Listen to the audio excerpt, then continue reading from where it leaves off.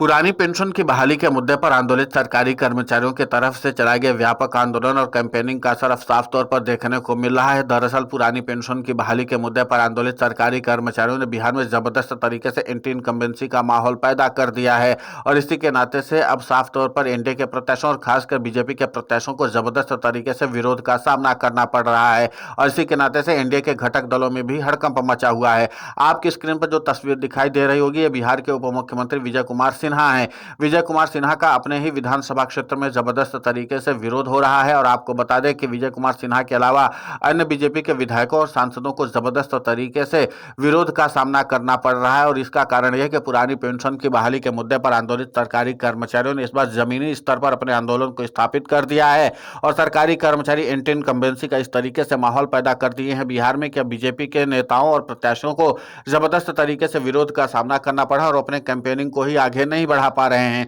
क्योंकि पुरानी पेंशन की बहाली के मुद्दे पर आंदोलित सरकारी कर्मचारियों ने न सिर्फ अपनी मांगों को मजबूत किया है बल्कि बीजेपी और एनडीए की जालसाजियों का भी खुलासा करना शुरू कर दिया है और आम जनता को जागरूक करना शुरू कर दिया है। सतही स्तर पर जिस तरीके से सरकारी कर्मचारियों ने अपने आंदोलन को धार दी है, उसी का नतीजा भी यह है कि उप मुख्यमंत्री से लेकर के तमाम बीजेपी के जो नेता और प्रत्याशी हैं उनको लगातार अब विरोध का सामना करना पड़ा है। जनता उनको सीधे तौर पर अपने गांव से ही भगा दे रही है और इस विरोध के नाते से अब एनडीए में भी हड़कंप मचा हुआ है कि जिस तरीके से बिहार में पुरानी पेंशन की बहाली के मुद्दे पर आंदोलित सरकारी कर्मचारियों ने अपने आंदोलन को खड़ा किया है। ये नया पैटर्न है सरकारी कर्मचारियों का कि जिस तरीके से उनको लगता है कि उनकी संख्या निर्णायक तो है, लेकिन वोट बैंक के जरिए वो सीधे तौर पर सत्ता परिवर्तन करने के संकल्प को पूरा कर पाएंगे या नहीं। इस असमंजस को दूर करने के लिए सरकारी कर्मचारियों ने अन्य फैक्टर को भी हवा देने की कोशिश की। इसके अलावा अन्य मुद्दों को भी पुरजोर तरीके से उठाया। मसलन बेरोजगारी के मुद्दे को भी सरकारी कर्मचारियों ने जबरदस्त तरीके से उठाया। इसके अलावा रोकी गई भर्तियों से लेकर के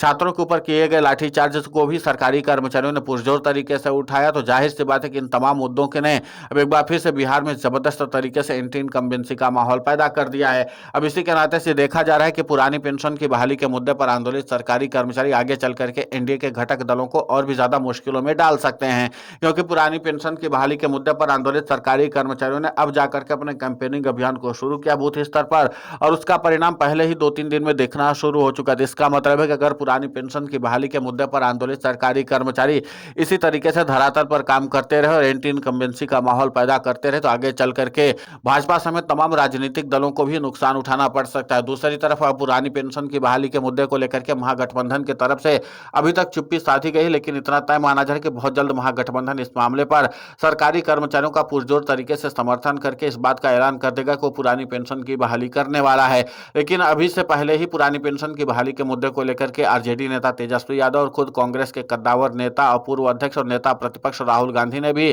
पुरानी पेंशन की बहाली के मुद्दे को लेकर के अपना आश्वासन सरकारी कर्मचारियों को बिहार में ही दे दिया था। अब इसके अलावा माना यह जा रहा है कि पुरानी पेंशन की बहाली के मुद्दे को लेकर के जहां एक तरफ सरकारी कर्मचारियों का आक्रोश सातवें आसमान पर है, तो दूसरी तरफ महागठबंधन के नेताओं की ओर से अगर पुरानी पेंशन की बहाली के मुद्दे पर आंदोलित सरकारी कर्मचारियों का समर्थन किया गया और चुनावी रैली से पुरानी पेंशन की बहाली के मुद्दे का ऐलान किया गया, तो जाहिर सी बात है कि बड़ा वोट बैंक इस बार एनडीए के खिलाफ हो जाएगा और इसके नाते से जो अभी विरोध देखने को मिल रहा है, इस विरोध का असर सीधे तौर पर वोट बैंक पर भी देखने को मिल सकता है। इसके अलावा सरकारी कर्मचारियों ने कई और अन्य फैक्टर पर भी काम करना शुरू कर दिया है। मसलन बिहार की शिक्षा व्यवस्था को लेकर के भी सरकारी कर्मचारियों ने अपने कैंपेनिंग को और भी ज्यादा धार दी है। पुरानी पेंशन की बहाली के मुद्दे पर आंदोलित सरकारी कर्मचारियों को संबोधित करते हुए एनएमओपीएस के राष्ट्रीय अध्यक्ष और अटेवा के प्रदेशाध्यक्ष विजय कुमार बंधु ने भी साफ तौर पर इस बात का ऐलान कर दिया था कि कैंपेनिंग के में इस बात का ध्यान में रखना है कि अगर जिन व्यक्ति को हम साधने की कोशिश कर रहे हैं उनका अगर जिस क्षेत्र में इंटरेस्ट हो उनके हिसाब से भी बात करनी जरूरी है ताकि हम उनको अपने साथ जोड़ सके। तो पुरानी पेंशन की बहाली के मुद्दे को लेकर के सरकारी कर्मचारियों ने अपना इंपैक्ट तो दिखाना शुरू कर दिया है और जिस बात को लेकर के सवाल उठाए जा रहे थे कि आखिर क्या सरकारी कर्मचारी बिहार में एंटी इनकम्बेंसी के माहौल को स्थापित कर पाएंगे, तो सरकारी कर्मचारियों ने इन विरोधों के जरिए साफ तौर पर संदेश दे दिया कि सरकारी कर्मचारियों ने एंटी इनकम्बेंसी का माहौल लगभग 2-3 साल पहले से ही तैयार कर रखा था और इसी के नाते से पुरानी पेंशन की बहाली के मुद्दे पर आंदोलित सरकारी कर्मचारी लंबे समय से संघर्ष भी कर रहे थे। अब पुरानी पेंशन की बहाली के मुद्दे पर आंदोलित सरकारी कर्मचारियों का संघर्ष रंग लाता हुआ दिखाई दे रहा है और इसी के नाते से भाजपा ने अपनी पूरी मशीनरी लगा रखी है। लेकिन पुरानी पेंशन की बहाली के मुद्दे पर आंदोलित सरकारी कर्मचारियों और उनके प्रतिनिधियों ने भी साफ तौर पर ऐलान कर दिया है कि भाजपा इस बार चाहे जितनी भी ज्यादा मशीनरी लगा ले, पूरे स्टार प्रचारकों की फौज खड़ी कर दे, मुख्यमंत्रियों की फौज उतार दे, केंद्रीय मंत्रियों की फौज उतार दे, लेकिन पुरानी पेंशन की बहाली के मुद्दे पर आंदोलित सरकारी कर्मचारी तस्य से मस नहीं होने वाले, क्योंकि अब पुरानी पेंशन की बहाली का मौका राज्य की नीतीश कुमार सरकार और केंद्र की नरेंद्र मोदी सरकार ने खो दिया है। अगर सरकारी कर्मचारियों के लिए